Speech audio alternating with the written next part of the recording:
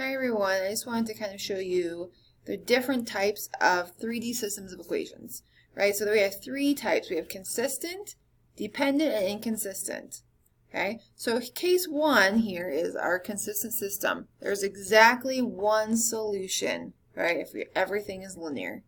Case two is where you have zero solutions. That's inconsistent systems, okay?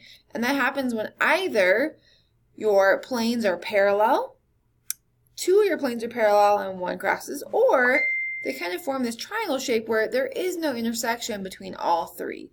And that happens when the line of intersection for two is parallel to the plane. Okay? Our last case is our dependent system. Right? So case three is where you have an infinite number of solutions.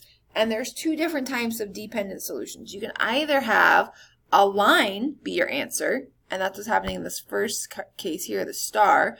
Or you can have that the planes are all actually exactly the same plane, which means every single point in the plane is the solution.